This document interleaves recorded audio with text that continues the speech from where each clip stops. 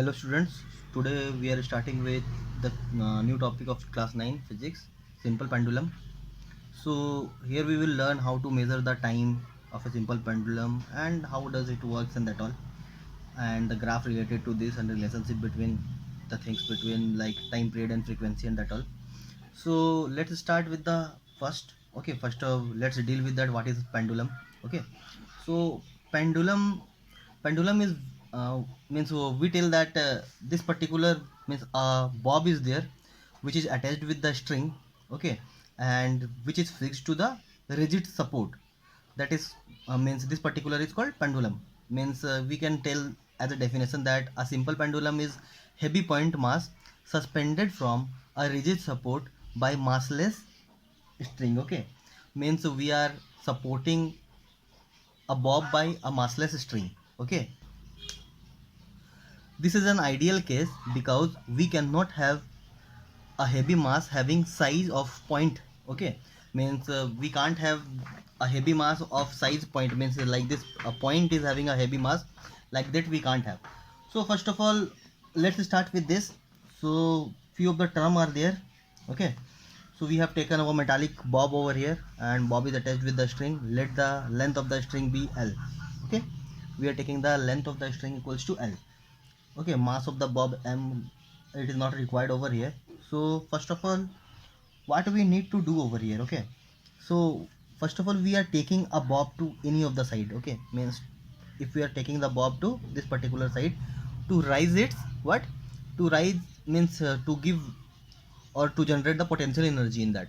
Okay, means when we will take it, okay, means in this particular direction and we will leave from there, then bob will start swing. Okay, it will move from this particular to again to the mean position, again to the next. So let us mark A, this O and this as B.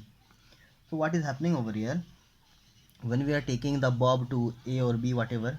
Okay, if suppose we are taking bob to the side B and from there we are leaving, then bob is what is happening, bob is coming over here. Okay, okay, to the mean position O, and from this mean position O it is again moving toward the A point. Again after that it is coming back from A to mean position and again going back. Okay, then this is particular is called oscillation. Means when it is starting from one position going to the other and again coming back to the same position, this particular is called one oscillation.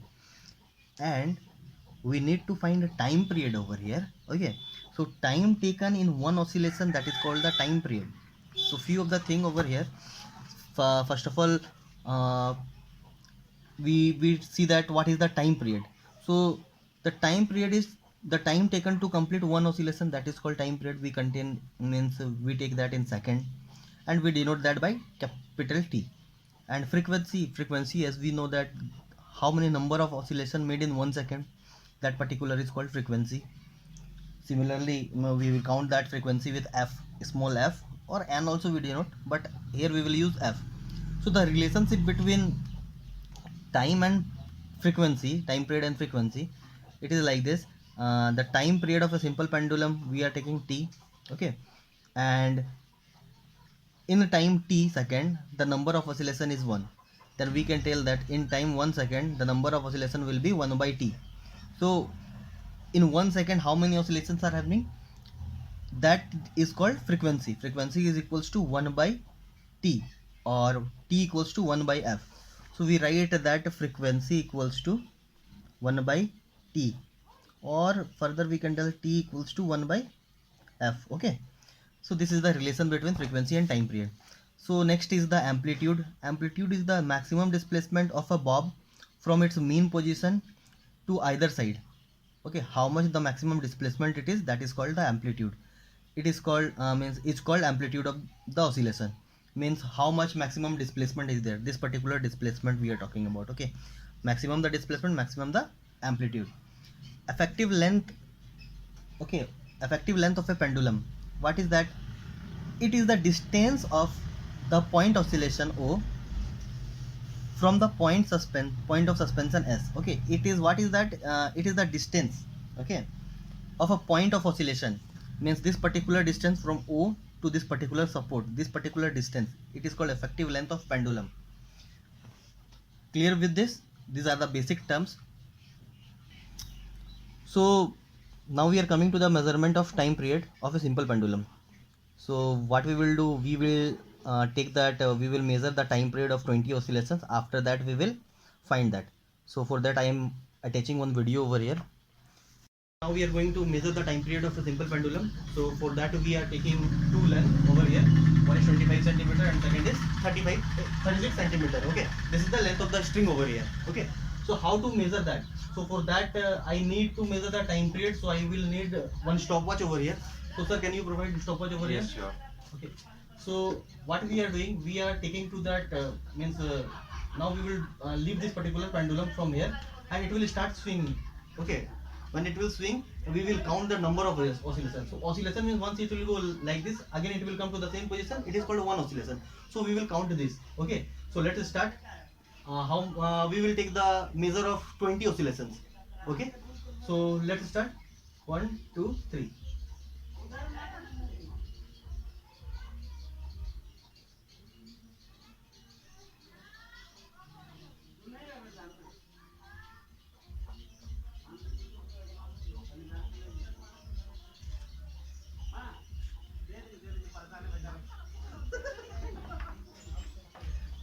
So now it is 20 oscillation. It was at 20 second over here. Okay, so now we are changing the length of the string. We already marked over here. The length of the string was 36 centimeter.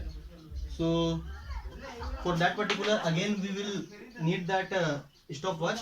So it took that 20 second over here. Okay, over here. Okay, so coming for the next measure. Okay, so now I have changed the length to 36 centimeter over here. Okay, again we will check the same. Okay, so 1 2 3.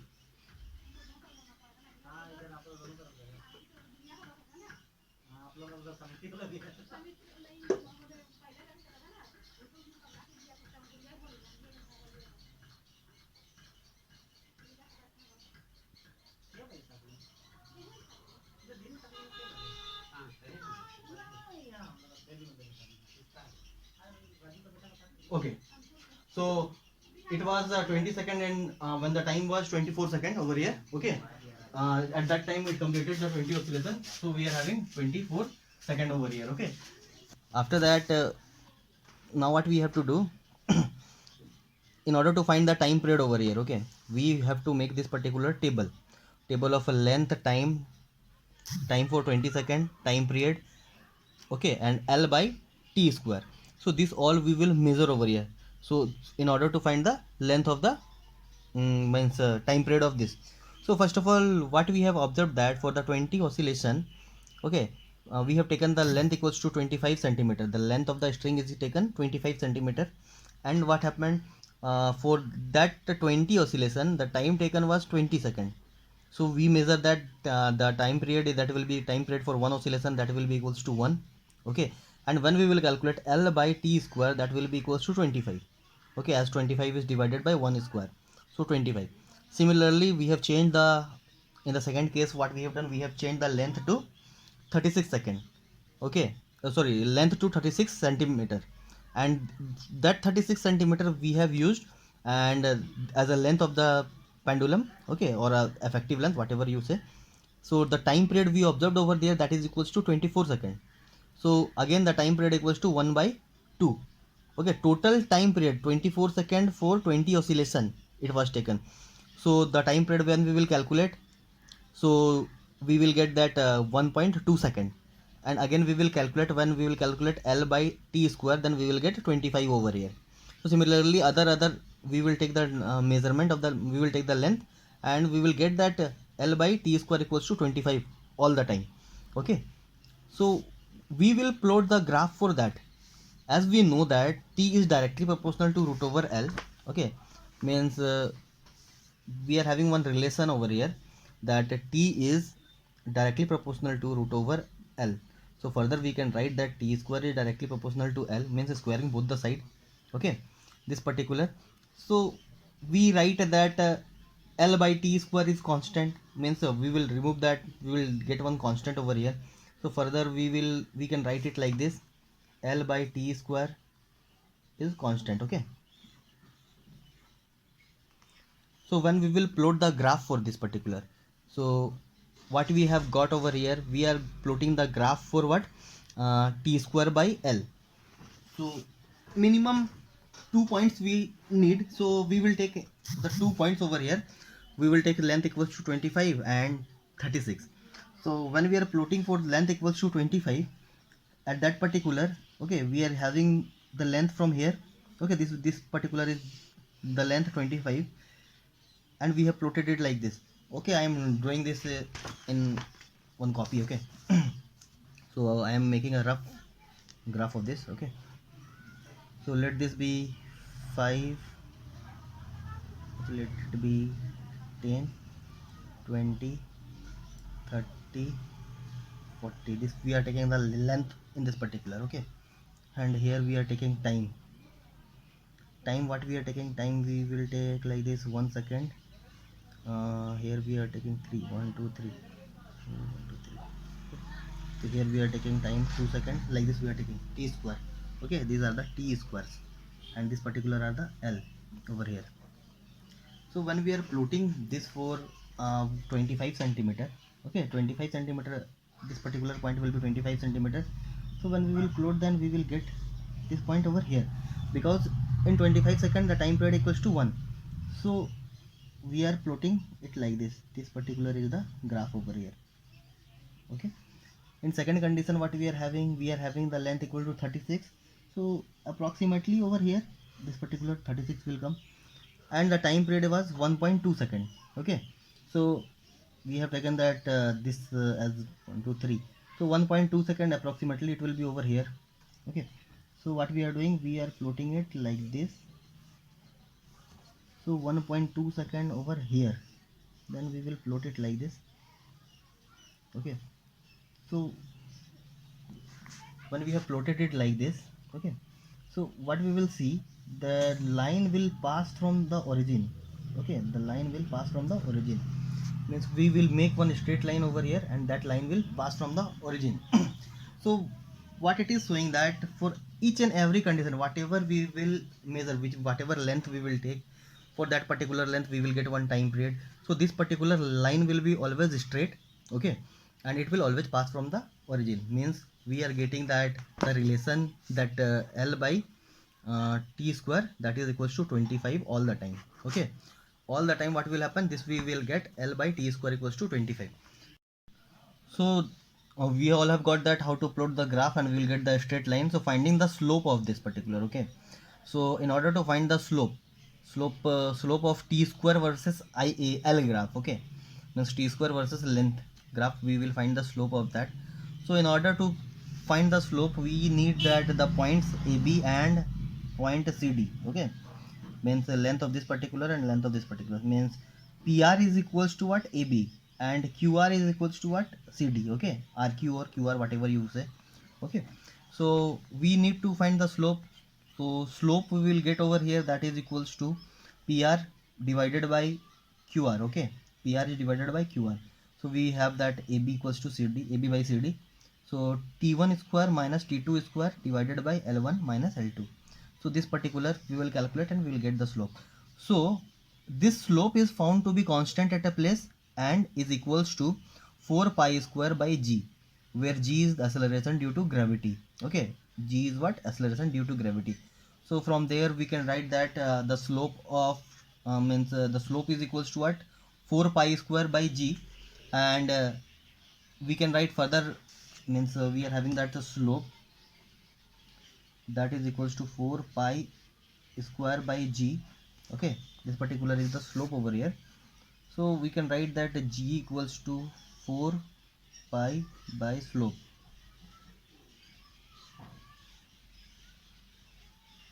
t square vs L. Okay, means this particular we are having that the value of g like this we can get. So this we are means we found that the relation between g and the slope of that particular graph. So some of the factors which affect the time period of a simple pendulum. Okay, the first thing is that the time period of oscillation is directly proportional to the square root of effective length. So what is happening, means the time period is directly proportional. I already said about that particular relation. A pendulum clock has compound pendulum, okay, made up of metal like brass, due to seasonal change in temperature, means the winter and summer. So what is happening, the length is extended and contract. Okay, means during winter what is happening, it is contraction in there, contraction is there in the metals, and that we know. And in summer expansion is there. So in during winter what is happening, the length of the pendulum becomes shortened, and during summer what is happening, it becomes longer. Okay, as compared to the initial position or initial length. So after that so next we are coming to that the time period of oscillation is inversely proportional to the square root of acceleration due to gravity. Okay, so we can tell that t is directly proportional to 1 by root over g. So for this reason we tell that a pendulum clock goes slow, okay, when it is taken in the mountain, taken to the mountain or mine, okay, due to decrease in the value of a g. When the means there is the change in the value of g, the time period get affected. After that, the third point is that the time period of oscillation does not depend upon the mass of the material suspended, means it does not depend upon the mass of the bob, means the mass of the bob can be varied. Okay, so means it does not depend on that. And the last point is that the time period of oscillation does not depend upon the length of the swing. Okay, means we can tell that the amplitude, means what we were taking from this side to this side, means we, if we will rise more in the height, then also it will be not affected, so time period will be same. So this particular where the means terms on which it means the factors affecting the time period of the pendulum. So one more expression is there, expression for time period of a simple pendulum. We write that expression for the time period of a simple pendulum equals to t equals to 2 pi root over l by g. So this particular is the time. So further what happen, means the relation is that t equals to 2 pi root over l by g. This is the relationship between that. G is the gravitational force and l is the length, t is the time period. So this is the other relation or expression for finding the time period. Wherever it is asked in the question that find the time period, then we have to use this particular formula for that. Okay, so students, this were the explanation for the simple pendulum. Hope you all have understood, and whatever doubt you will have, we can clear that in our class. Okay, so thank you.